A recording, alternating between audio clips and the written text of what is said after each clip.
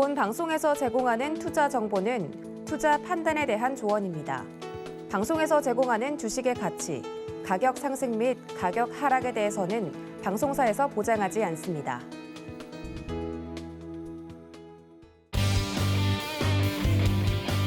안녕하세요. 서울경제TV 김범준 전문가입니다. 오늘 추석 마지막 날인데 어떻게 잘 보내고 계신지 모르겠습니다. 추석 전일에는 이제 진원생명과학 리뷰를 진행을 했고, 그 다음에 어제 같은 경우는 DPC를 리뷰를 했는데, 오늘은 이제 제넥신에 대해서 분석을 살짝 해보려고 합니다. 그래서 관련된 내용을 조금 가지고 왔는데, 기업 IR 자료를 가지고 왔습니다. 그래서 지금부터 제넥신 기업 IR 자료를 분석을 조금 해보도록 하겠습니다. 첫 페이지부터 좀 살펴볼 건데요. 근데 일단 그 전에 말씀을 살짝 드리고 싶은 게, 현재 제넥신이 개발을 또 바꿨습니다. 현재 부스터 샷으로. 그래서 부스터로 바꿨고, 원래 이거는 이제 GX19N에 대한 내용 플러스 그 다음에 이제 다양한 파이프라인을 이 기업 IR 자료에 있는 건데, 현재는 부스터 샷으로 설계를 또 바꿨다라는 거를 미리 고지를 조금 해드리도록 하겠습니다. 일단은 첫 페이지를 좀 보게 되면은 코로나 바이러스 감염증의 전 세계 현황이라고 나와 있습니다. 그래서 이거 부분은 사실 크게 볼 부분은 없고요. 바로 다음 페이지로 넘어가게 되면은 델타 변이체 발병률, 그래서 영국, 인도네시아에서 WHO는 코로나 변이 바이러스 50여 종을 주시 중에 있고, 그 중에서 이제 4가지 바이러스를 정식 지정을 했다. 그래서 전체 인구의 64%가 백신 1차 접종을 마친 영국에서 신규 감염자의 90% 이상이 델타 변이가 차지하고 있다. 그래서 이 자료 같은 경우가 사실 조금 시간이 좀 된 자료거든요, 사실. 그러니까 지금이 9월인데 이 기업 IR 자료가 나온 게 조금 된 상태라서, 어쨌든 여기에 이제 지금 현재 상황을 조금 더 빗대어 가지고 말씀을 좀 드리도록 하겠습니다. 그래서 인도네시아는 코로나 발생 이래 최대 규모의 환자가 발생을 했다라고 나와 있죠. 그래서 그 당시 기준으로 6월 달 기준으로 지금 자료가 나와 있고, 그 이후의 자료는 현재 여기에 포함이 되어 있지 않습니다. 다음 페이지 넘어가면 이제 코로나 바이러스 19 예방 백신의 임상 효력이라고 나와 있는데, 다양하게 나와 있죠. RNA 백신의 화이자, 그 다음에 모더나 나와 있고요. DNA의 아스트라제네카 백신이 나와 있고, 그 다음에 존슨앤드존슨, 그 다음에 프로틴 단백질 백신의 노바백스가 현재 나와 있습니다. 이것도 어쨌든 효과 같은 경우는 6월 아마 그 전부터 작성을 했을 거니까, 그러니까 현재랑은 조금 다른데 그 당시 나온 효과들을 적어놓은 것 같아요. 그래서 화이자 같은 경우도 2번 도즈를 했을 때 95%, 그러니까 95% 정도의 효과가 보인다. 모더나도 94.5%, 아스트라즈가 70%, 그다음에 존슨이 72%인데 요거 같은 경우는 1도즈죠. 그래서 노바백스도 96%. 지금 나노코박스가 뭐 98%라고 하긴 하는데, 뭐 실제 상용화가 돼가지고 백신을 맞으면 그때 이제 정확한 수치를 알 수 있겠죠. 지금도 사실 뭐 델타 플러스 변이에는 화이자도 뭐 효과가 상당히 많이 줄어들었고, 모더나는 최근 결과 뭐 아직도 이 정도 수치를 유지하고 있는 것 같은데, 어쨌거나 뭐 이렇게 지금 되고 있다. 그래서 여기 같은 경우는 지금 보관 방법을 설명하는 건데 아마 대부분 많이 아실 겁니다. 그래서 아시는 내용을 일단은 좀 패스를 하고, 4페이지 넘어가면은 이제 기승인된 예방 백신의 임상 3상 결과라고 나와 있는데, 여기도 지금 다양한 기업체들이 나와 있죠. 그래서 보게 되면은 핵상 기반 기준으로 나와 있는 게 모더나, 화이자, 바이오엔테크, 그 다음에 아스트라제네카, 존슨앤드존슨, 켄시노, 가말레아, 메디카고, 노바백스, 바라트 바이오테크, 시노팜, 시노백까지 포함이 되어 있고, 제넥신 같은 경우는 DNA로 이제 컨소시엄을 구성을 해놨기 때문에 제넥신, 이노비오, 진원생명과학, 그 다음에 자이두스로 이제 구성이 되어 있습니다. 5페이지 넘어가면 이제 현 상황 및 백신 접종 이후의 예측이라고 나와 있는데 뭐 백신 효능에 미치는 영향, 변종에 대응하기 위한 새로운 백신이 필요하다라고 지금 얘네는 설명을 하고 있는 겁니다. 그래서 맨 처음에 우한 바이러스를 시작으로 남아공 변이가 나왔고 그다음에 이제 인도, 그다음에 이제 지금은 뭐 델타 플러스 람다 변이, 그리고 최근에는 이제 최강의 바이러스라고 현재 불려오는 뮤 바이러스까지 나온 상태입니다. 그래서 물론 이제 2022년으로 넘어가면은 이제 실제로 뮤가 정말 대세가 될 수도 있고 혹은 뭐 이거보다 조금 더 높은 다음 단계의 바이러스가 나올 수도 있겠죠. 왜냐하면 변이는 지금 계속 나오고 있기 때문에 현재 여기는 미지수다라고 보시면 될 것 같습니다.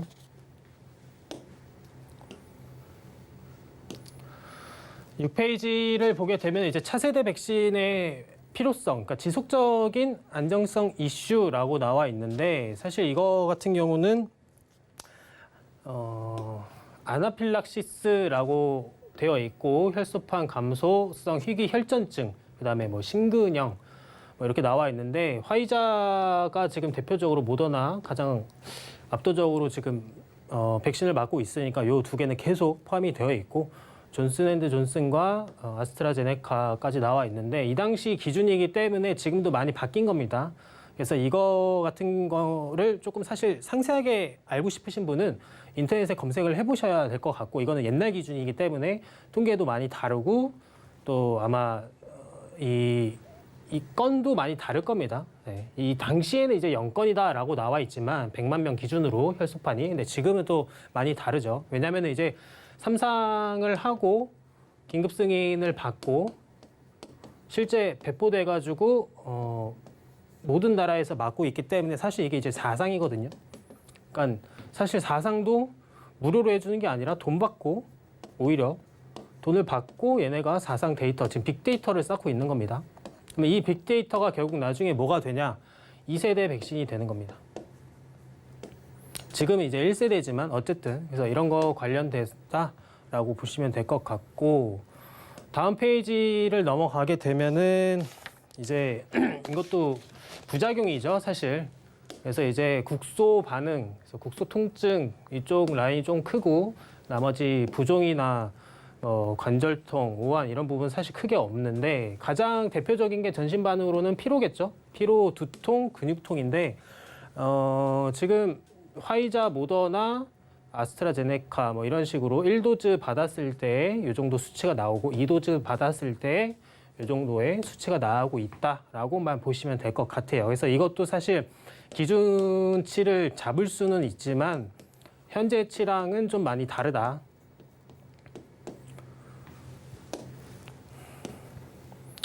다음 페이지 넘어가면은 임상 1상에 대한 안전성 프로파일에 대한 설명을 조금 해주고 있습니다. 그래서 타 백신에 비해서 사실 그 19N이 부작용이 좀 우리는 좀 낮다라는 거를 설명을 하는 거거든요. 사실은 얘네들은. 근데 이제 이것도 어쨌거나 임상 1상이기 때문에 사실 큰 의미를 부여할 수는 없을 것 같고 이게 만약에 현재 2-3상에 대한 뭐 프로파일이었다면 괜찮죠. 2-3상이었으면. 근데 지금 1상에 대한 내용만 가지고 적혀 있기 때문에 사실 아무런 의미가 없다라고 보시면 될 것 같고 현재 만약에 이거를 19N을 지속적으로 임상을 했다면은 사실 눈여겨볼 만한데 지금 이거를 부스터샷으로 바꿨기 때문에 더욱더 볼 필요가 현재는 없는 겁니다. 물론 이제 나중에 부스터샷으로 설계가 완성이 되고 실제 상용화까지 갈지는 아직 미지수이긴 하지만 얘네가 이제 나중에 봐가지고 또 뭐 19N을 그대로 백신으로 설계를 바꿔서 또 낼 수도 있겠죠. 네, 이거는 어쨌든 좀 먼 미래의 일인 것 같고 다음 페이지 바로 넘어가도록 하겠습니다. 4개의 새로운 유형의 코로나 바이러스 우려 변이 이게 이제 코로나 바이러스입니다.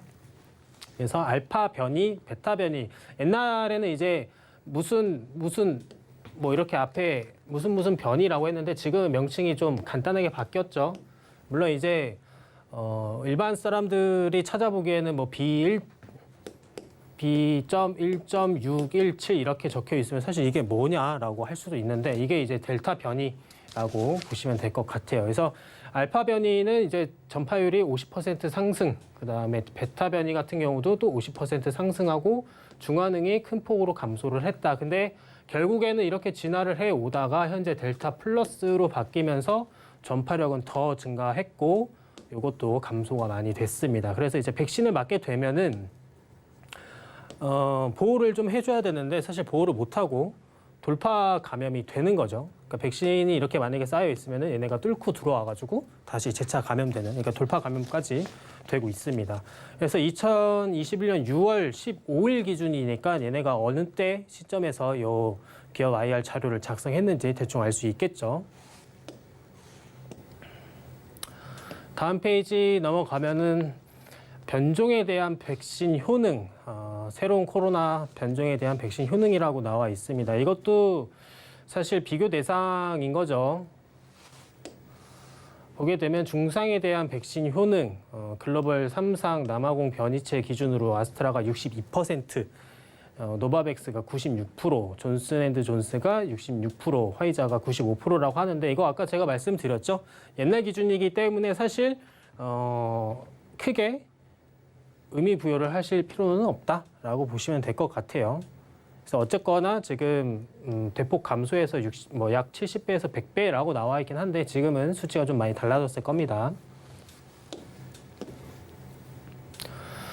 11페이지를 보게 되면은 이제 T세포 기준, T세포 면역의 중요성, 이제 코로나 바이러스 19 증상에 대한 방어 면역 관련해서 지금 얘기를 좀 해주는 것 같은데 T세포 반응과 새로운 코로나 감염의 질병 중증도 사이에 유의한 상관관계를 보이는 연구 결과가 나왔다라고 되어 있습니다. 그래서 코로나19 사망자는 높은 중화 항체 수준에서도 T세포 반응이 감지되지 않으면 중증으로 위험도가 올라가고 코로나 회복 환자 같은 경우는 중화 항체 수치가 반면에 낮아도 T세포 반응이 유도된 경우에 입원 치료 없이 회복이 가능하다라고 나와 있습니다. 그러니까 이 T세포라는 거는 사실 항원을 식별해가지고 외부 침입자를 파괴하는 킬러 T세포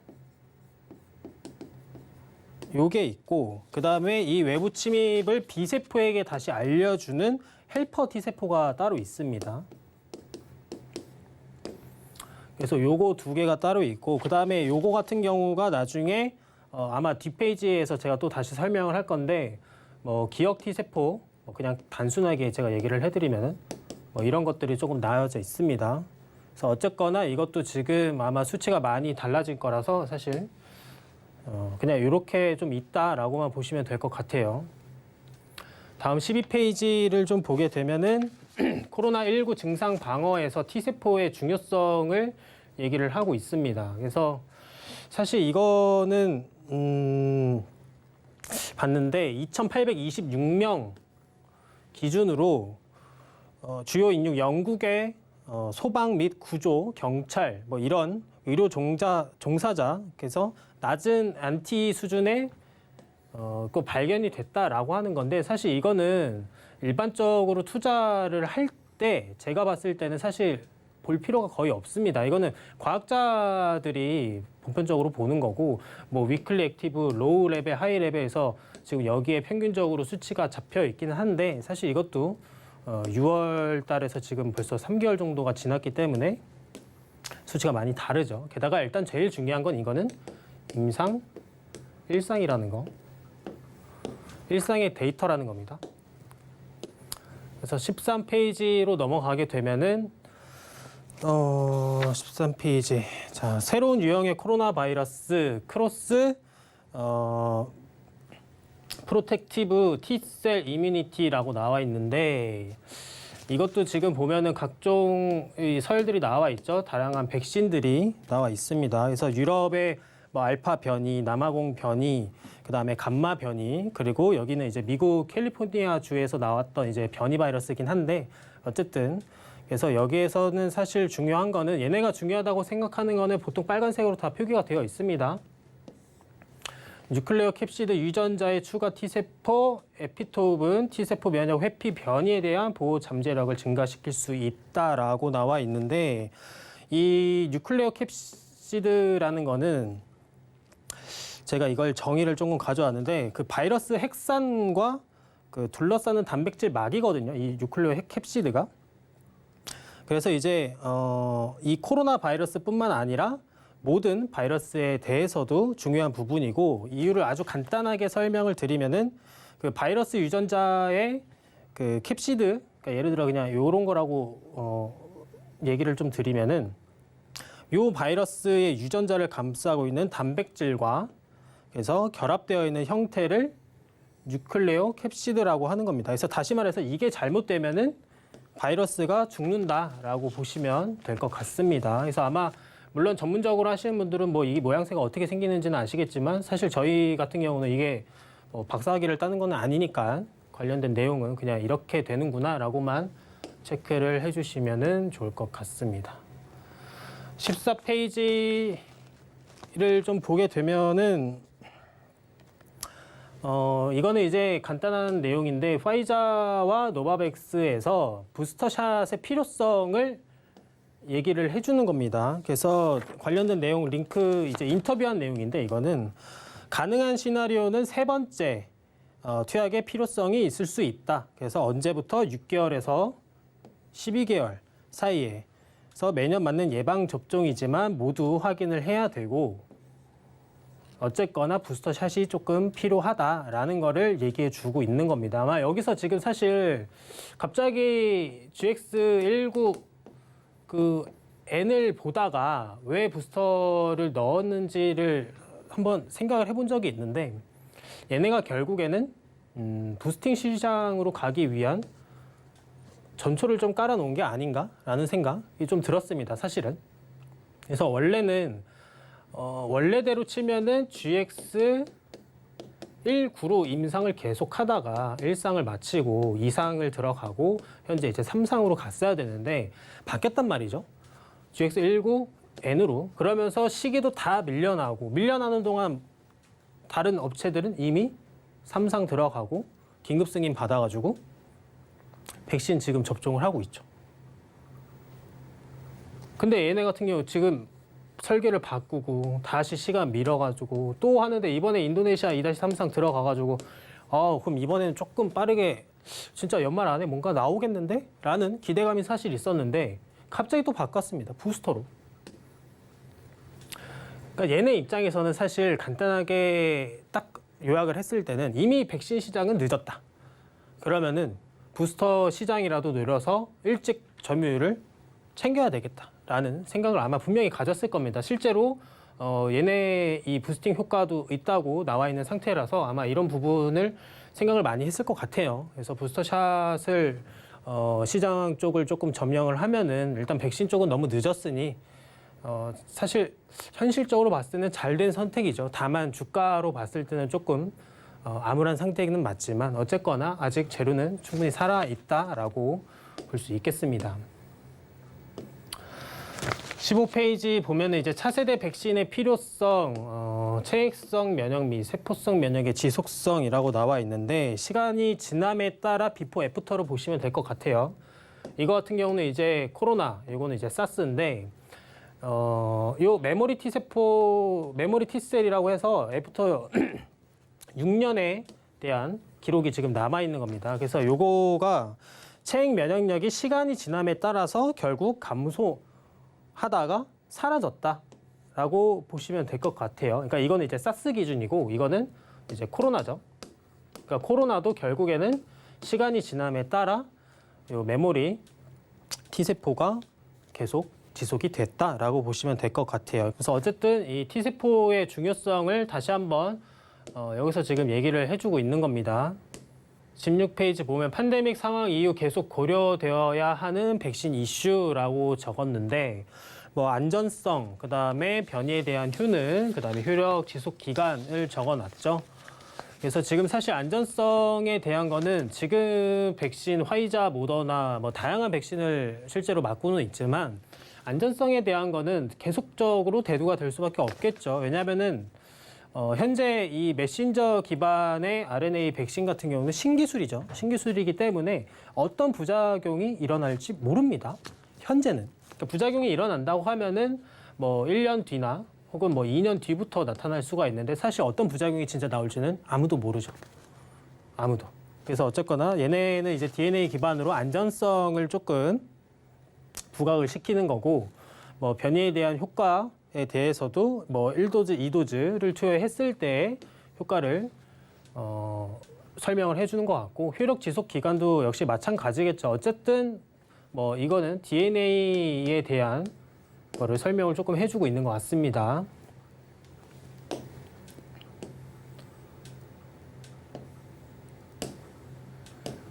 다음 17페이지 넘어가면은 GX19N의 플라스미드 DNA를 이용한 코로나19 예방 백신에 대한 설명이 나와 있습니다. 그래서 2020년, 그러니까 페이지 1-2상 2020년 12월 11일에 신청을 해서 승인을 받았고 그 다음에 2상 같은 경우는 2021년 2월 26일에서 2021년 5월 참여자 전원에 대한 투여가 종료가 됐습니다. 그리고 2-3상은 3월에 인도네시아에 제출을 했고 이번에 승인을 받았는데 바꿨죠. 부스터로. 그래서 요거는 바뀐 내용이다라고 보시면 될 것 같고 제넥시엔 컨소시엄을 보면은 이 DNA 기반으로 만든 이 GX19N이 사실 이 제넥신 혼자서 하는 게 아니죠. 컨소시엄이 있습니다. 그래서 제넥신, 그 다음에 SL백시젠, 그 다음에 국제백신연구소, 제넨바이오, 카이스트, 포스텍이 이 굵직굵직한 기업들이 이 GX19N을 사실 성공시키려고 하나로 뭉친 거죠.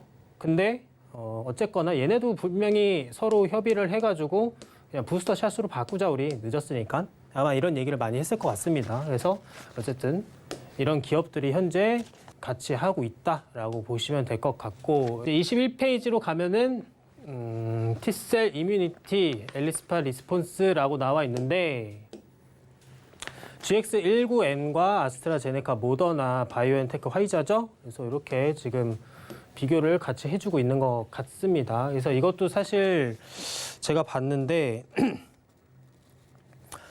에이지 기준으로 20개 환자 중에 18명 기준치 90% 정도가 나왔고 혹은 2배 이상인 100점이 나왔다라고 설명을 해주고 있는 겁니다. 그래서 GX19N 투여 후에 통계적으로 유의한 에이지에 대한 그 T세포 반응 유도가 6주차에서 확인이 됐다라고 나오는 건데 6주차는 이제 42일이죠.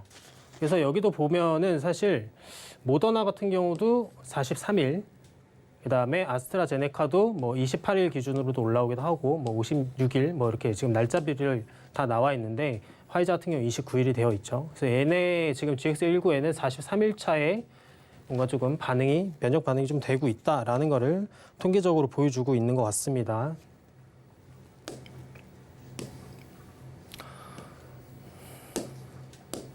그래서 23페이지로 넘어가면은 GX19N의 2회 접종 후 T세포 면역 반응의 변화죠. 근데 이것도 사실 크게 중요한 부분이 아니기 때문에 패스를 하고 이것도 패스를 하고요. 25페이지로 넘어가면은 코로나19 백신의 마켓 사이즈입니다. 그래서 주요 코로나19 백신은 2021년에 그 수요가 정점에 이를 것으로 전망이 된다. 그래서 다양한 변이 바이러스가 빠르게 전 세계적으로 확산됨에 따라 부스터샷 및 백신 재접종에 대한 수요가 2027년까지 지속될 것으로 예상을 하고 있다. 누가 예상을 하냐? 제넥신이 예상을 하는 거겠죠, 당연히. 그래서 여기에 또 나옵니다. 부스터샷이라고. 아마 부스터샷은 글쎄요, 오래전부터 생각을 하고 있었을 것 같아요. 네, 지금 뭐 2-3상, 그러니까 1-2상을 하면서 넘어오면서 분명히 부스터샷을 지속적으로 얘기를 했을 거고 분명히 이때 당시가 이제 6월 기업 IR 자료이기 때문에 여기에도 부스터샷을 좀 넣은 거 보면은 아마 그 전부터 생각을 좀 하고 있었던 것 같습니다. 그래서 어쨌든 지금 보면은 얘네가 예상하기로는 2020년부터 2027년까지 어떤 기업들의 백신이 가장 많이 이제 필요할 거냐라고 이제 얘네가 본 것 같은데, 노바백스가 시간이 지나면 지날수록 점유율이 높아지는 걸 볼 수 있고, 화이자 같은 경우는 시간이 지나면 지날수록 내리막길을 가고 있는데, 모더나도 뭐 조금 비슷비슷하죠. 그래도 어느 정도의 점유율을 조금 가지고 있고, 사실 근데 이거는 아무런 의미가 없는 예측이죠. 사실은. 왜냐면은 2020년부터 현재 21년, 그 다음에 이제 좀 있으면 22년인데, 요 사이 안에 얼마나 많은 변이 바이러스가 나왔고, 지금 또 이제 뮤라는 또 강력한 바이러스가 나왔는데, 사실 이게 또 얼마나 셀지는 모르겠지만 보니까 화이자의 효능을 7분의 1로 효과를 떨어뜨린다고 하더라고요. 통계가. 그러면은 정말 강력한 바이러스겠죠. 근데 뮤에서 만약에 다음 단계로 또 진화를 해버리면은 사실 지금 백신은 따지고 보면 물백신이라고 볼 수 있는 겁니다. 따지고 보면. 왜냐하면 결국에 다 돌파 감염이 되면서 새로운 변이가 계속 나오기 때문에 변이 바이러스에 대한 백신 대응이 사실 좀 느린 거죠. 새로운 백신. 성립이 안 된다는 겁니다. 그러니까 변이 바이러스는 지속적으로 나오고 기존 백신은 먹혀 들어가지가 않고, 또 먹혔다고 해도 새로운 변이가 나오면서 또 돌파 감염이 되고 하니까 사실 이 공식이 전혀 맞지를 않죠. 그러니까 변이 바이러스가 나오면 거기에 대응하는 백신이 바로바로 나와야 되는데 현재 그러지도 않고, 그렇다고 지금 모더나도 사실 물량이 거의 없죠. 모더나도. 왜냐하면 모더나가 사실 신생회사죠. 신생회사고, 또 이렇게 많은 백신을 만들어 본 업체가 아니기 때문에 모더나가 물량이 딸릴 수밖에 없습니다. 그래서 뭐 백신 허브를 만들고 국내에서도 모더나 관련된 기술을 갖고 와가지고 자체적으로 또 생산을 해서 아시아 전역으로 뿌려주려고 하는 게, 모더나 안에서 물량을 전 세계로 공급을 할 수 있는 인프라도 안 되고 또 물량도 못 뽑아냅니다. 근데 어쨌거나 바이러스가 계속적으로 나오는데, 만약에 뮤 바이러스가 전파력이 세고 기존 델타 플러스보다 조금 더 높은 치명력을 가졌다라고 가정을 했을 때는 사실 모더나도 안심할 수는 없겠죠. 뭐 화이자뿐만 아니라 모든 백신이 다 똑같습니다. 이럴 때는. 그러면은 바로 사실 2세대 백신을 기다릴 수밖에 없는데, 2세대 백신이 나오는데 또 천문학적인 자금이 또 들어갈 거고, 많은 임상 인원이 또 필요할 거고, 사실 시간이 좀 많이 걸리겠죠. 그래서 요즘에는 이제 치료제가 많이 또 떠오르고 있는 형국입니다. 왜냐하면 이제 치료제 같은 경우는 어쨌거나 뭐 요즘 위드 코로나 하기 때문에 사실 가장 필요한 게 또 치료제이기 때문에 이쪽 부분도 생각을 안 할 수는 없지만, 어쨌든 그래서 이런 거는 예측하는 게 사실 큰 의미가 없다라고 보면 될 것 같습니다. 28페이지 가면 이제부터는 제넥신의 파이프라인에 대한 설명인데, 다양한 파이프라인이 보이죠. GX24가 보이고요. 그 다음에 GXH9, I7, 1882, G3, P1, 19N 뭐 이렇게 지금 다양하게 나와 있는데, 임상 단계 페이즈 1, 2, 3에서 임상 1단, 2단, 3단계로 나눠져 있는데, 이 중에서 지금 현재 3단계 하고 있는 게 E4랑 H9, 그 다음에 요 부스터 2-3상인 부스터 샷까지 현재 하고 있죠. 그래서 주관 기관은 뭐 제넥신, KG 바이오, 한독도 보이고요. 아이맵도 보이네요. 네오 이뮨텍도 보이고요. 그래서 다양한 기업들하고 현재 같이 주관을 하고 있다. 그리고 미국의 머크까지 보이고 있고요. 다음 페이지 넘어가면은 이제 3상 GXH9라고 나와 있는데, 지속형 성장 호르몬 결핍증 치료제라고 나와 있습니다. 사실 근데 이거는 지금 당장 볼 거는 아니라고 저는 생각을 하고 있거든요. 근데 이거와 관련된 내용은 사실 조금 더 밑에 페이지에 나와 있긴 한데 얘네도 지금 보고 있지 않습니다. 얘네도. 어쨌든 나와 있는 내용은 소아성장 호르몬 결핍증 환자 대상 지속형 성장 호르몬 주 1회 또는 2주에 1회 투여했을 때 수치 변화가 이렇게 나왔다라고 하는 건데 어쨌든 이거는 사실 시장 규모를 좀 봤을 때는 전반적으로 성장은 하고 있지만 고성장이 아니라는 거죠. 급성장이라고 해야 될까요? 네, 급성장하는 시장은 아니다. 그래서 어쨌든 이거 관련해서는 중국에서 현재 소아용 성장 호르몬 임상 3상을 아이맵에서 하고 있습니다. 그래서 아이맵이 뭐 3상이 정말 잘 돼가지고 뭐 승인도 받아가지고 실제로 이게 잘 된다고 가정을 했을 때는 제넥신에도 당연히 주가에 있어서는 방향성을 또 다시 한번 잡을 수는 있는데 한독도 있네요. 그래서 어쨌든 근데 지금 당장은 중요하지는 않다. 근데 이런 것도 현재 제넥신이 하고 있구나라는 거를 알고만 계시면 될 것 같아요. 알고만. 30페이지로 넘어가면은 페이지 3상 GX24라고 나와 있죠. 그래서 지속형.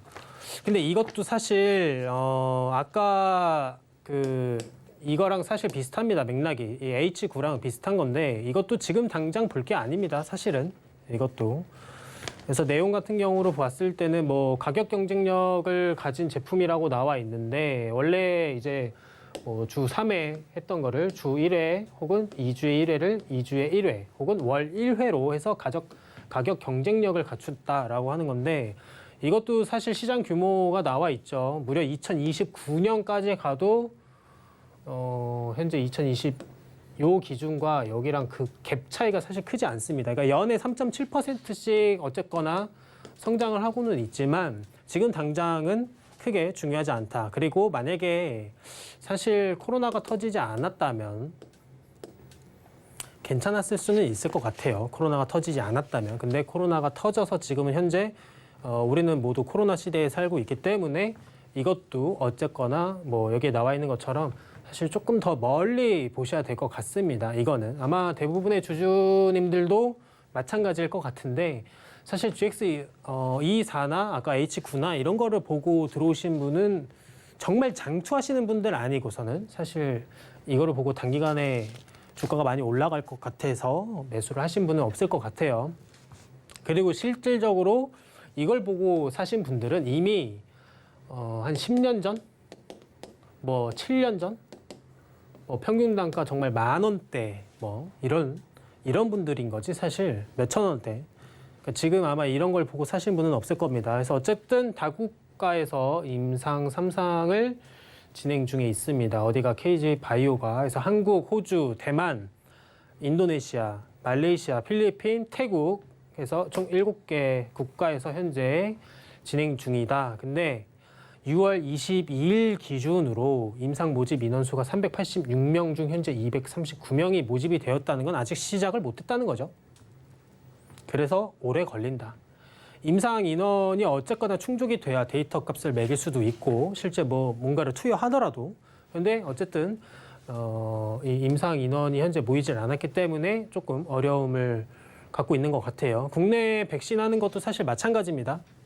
제넥신이 원래 국내에서 임상을 할 생각이 있었는지 없었는지는 모르지만 인도 쪽과 또 커넥션이 있다 보니까 넘어간 것도 있을 거고 또 인도에서는 다양한 또 많은 인구가 와가지고 임상을 할 수 있으니까 사실 그게 조금 좋았던 건데 어쨌든 이것도 보게 되면은 임상의 인원 모집에 어려움을 겪고 있는 것 같습니다. 대부분의 제약 회사들이 이 임상 인원 모집하는 게 사실 힘들어요. 네.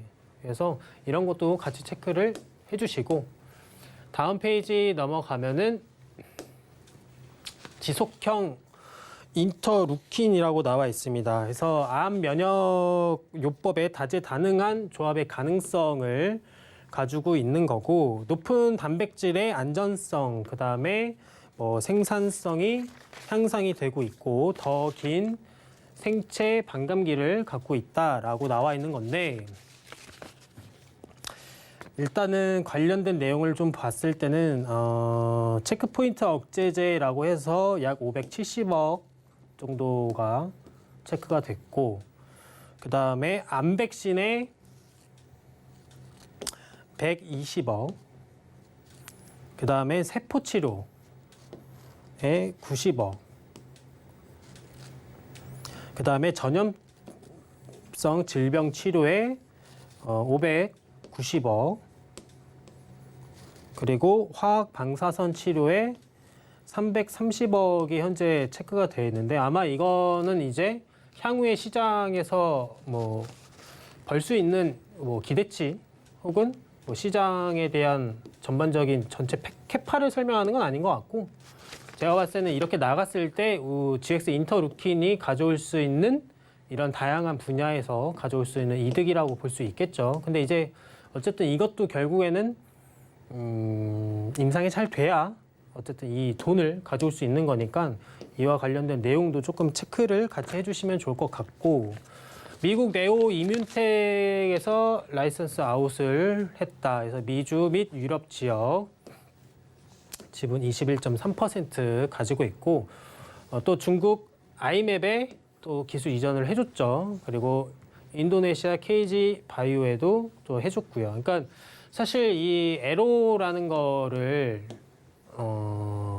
많이 해줘가지고 얘네들이 이제 또 성과를 내면 여기서 또 돈이 계속 들어오기 때문에 사실 대기업 간의 이런 기술 이전 같은 경우는 사실 되게 좋은 겁니다. 물론 이제 첫 계약을 할 때 수령 금액을 이제 처음에는 뭐 얼마를 받을지는 모르지만 이거는 이제 임상 기술에 따라 좀 다른 거라. 예를 들어 200억 정도를 받았다.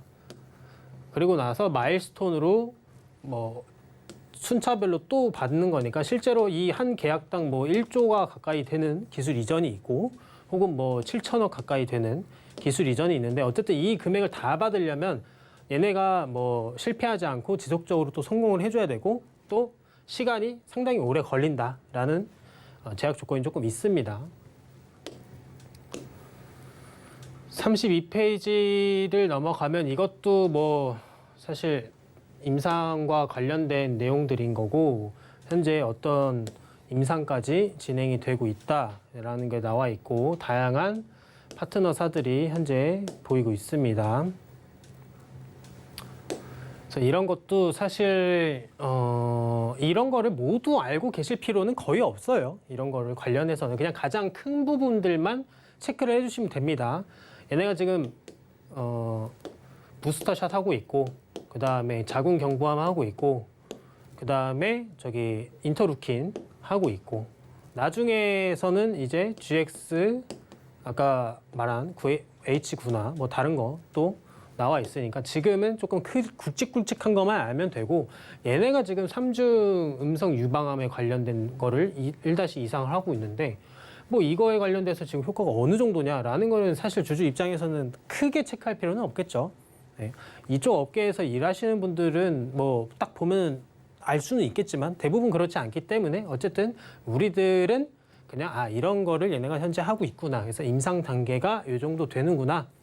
조금 지나면은 뭐 이상이니까 3상 갈 수 있겠네. 뭐 1- 이상이니까 그러면은 2-3상 뭐 이런 것들만 조금 일정을 체크하시는 데는 도움이 될 수는 있겠죠. 그래서 전반적으로 그냥 관련된 내용이다라고 보시면 될 것 같습니다.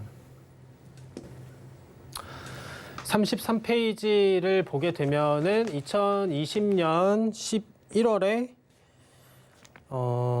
재발 전이성 3중 음성 유방암 환자 대상으로 GXI7과 키트루다와 병용 투여 임상 1비 N2상 중간 결과를 발표를 했다라고 나와 있죠. 그래서 이거 관련된 내용도 역시나 사실 주주 입장에서는 크게 신경 안 써도 되고 그냥 결과는 좋다라고만 알고 계시면 좋을 것 같습니다. 드디어 나왔죠. 자궁경부암.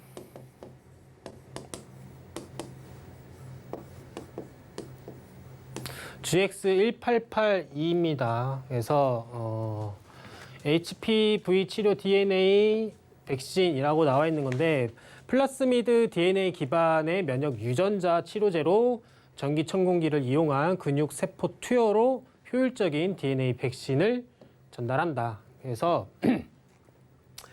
이 바이러스의 특이적 항원에 대한 T세포 면역 반응 선택적 유도를 하고 면역 관문 억제제 외에 이제 병용 투여 시 효과를 극대화한다라고 나와 있습니다. 그래서 이 바이러스 같은 경우가 인유두종 바이러스인데 전 세계 3억 명 이상이 이미 이 HPV 감염 상태고 매년 60만 명 이상의 자궁경부암 환자와 10만 명 이상의 두경부암 환자 신규가 발생하고 있다.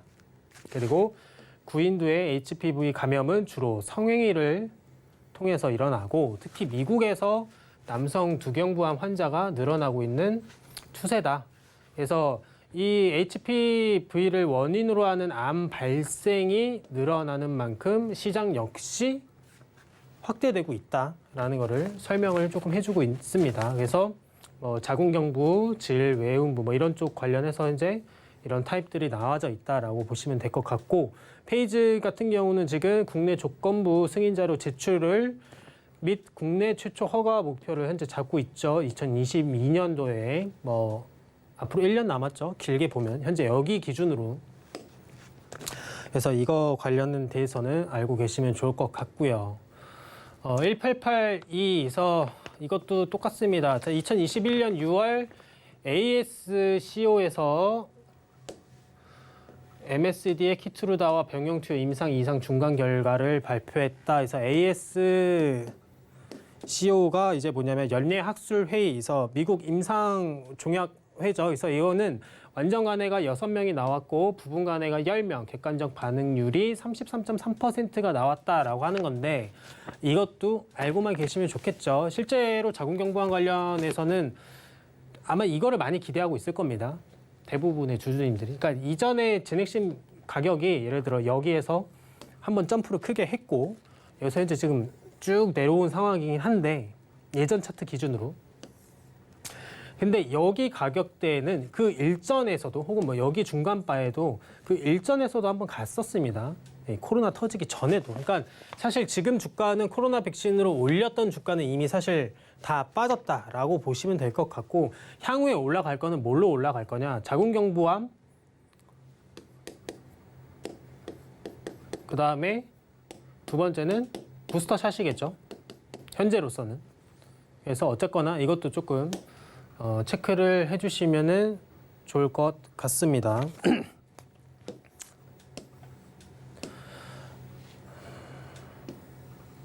36페이지가 이제 마지막 페이지인데 글로벌 LOE 및 제품화 계획이라고 나와 있죠. 그래서 2021년에서 최대 27년까지 나와 있는데 아까 제가 GXH924를 사실 지금 당장 기대를 할 필요가 없다라고 나와 있는 게 얘네도 글로벌 이 기술 이전이나 제품화 계획은 이미 한참 뒤입니다. 사실. 근데 여기서도 플러스 3년은 더 해야 돼요. 사실은. 플러스 3년 정도는 길게 잡았을 때. 그러니까 이 GXH9나 24를 보고 가실 분들은 지금부터 사가지고 언제까지?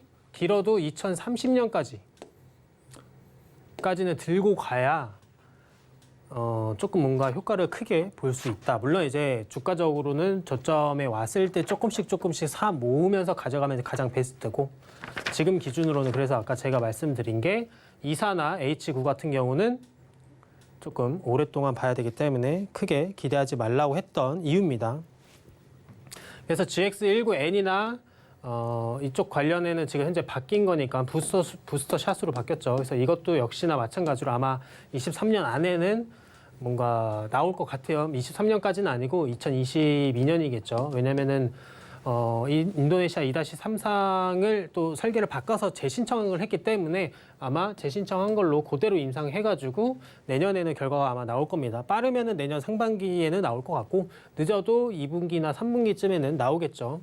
그리고 인터루킨 있고요. 자궁경부암도 있는데 이것도 2023년 안에 쇼부를 볼 생각으로 현재 하고 있는 것 같습니다. 그래서 이와 관련된 내용들은 정확하게 알고 계시면 좋을 것 같고 그래서 얘네가 안정적인 매출, 그래서 벤처기업에서 글로벌 빅파마로 성장의 주축돌이 될 것이다. 현재 여기에 나와 있는 제품들이 그래서 기업 가치가 이제 3배 이상 성장할 거다라고 나와 있는데 사실 글쎄요. 코로나19 N을 안 바꾸고 애초에 19로만 잘 진행을 해서 지금 끌고 왔어도 기업 가치 3배 이상 성장 가능하죠. 당연히. 근데 안 됐고 그러면은 i7이나 19, 이 1882 자궁경부암 쪽으로 가도 사실 이 둘 중에 하나만 돼도요. 자궁경부암만 잘 돼도 기업 가치 3배 이상은 분명히 갈 수 있습니다. 분명히. 근데 다만 아쉬운 거는 어쨌거나 지금 주가를 봐야 되는 게 사실 현실이기 때문에 현실적으로 좀 많이 아쉬운 게 어쩔 수는 없겠죠. 그래서 어쨌든 지금 당장은 이 부스터샷이 좀 잘 돼야 되고 그다음에 이 인터루킨 관련된 내용도 조금 체크를 해주시면 좋을 것 같고 지금 아마 주주님들은 사실 부스터샷도 별로 기대 안 하실 거예요. 왜냐하면 하도 말을 좀 바꾼 경향이 사실 좀 있어가지고 아마 기업의 신뢰, 이미지 추락이나 신뢰 이런성이 좀 많이 무너진 상태입니다. 그래서 어쨌거나 기존 주주님들 같은 경우는 뭐 꾸준히 봐왔던 거는 1889 그다음에 이 인터루킨 관련해서는 조금 크게 보시는 분들이 많기 때문에 저 역시도 똑같고요. 그래서 이런 부분은 아직 끝나지 않았기 때문에 체크 반드시 해주셔야 될 것 같고 그다음에 부스터 샷은 그냥 사실 지금은 덤이죠. 네.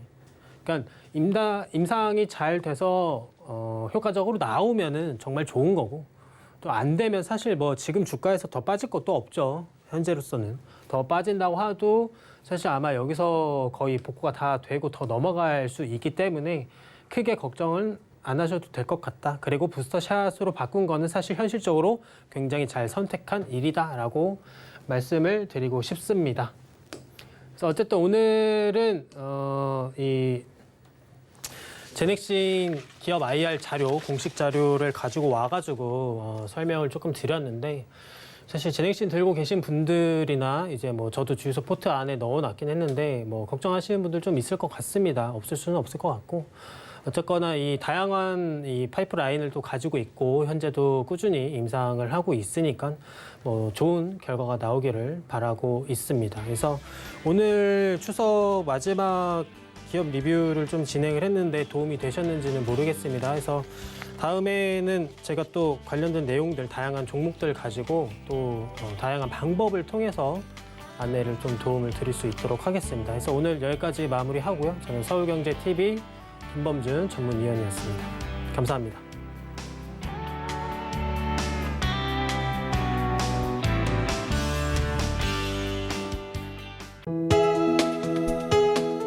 본 방송에서 제공하는 투자 정보는 투자 판단에 대한 조언입니다.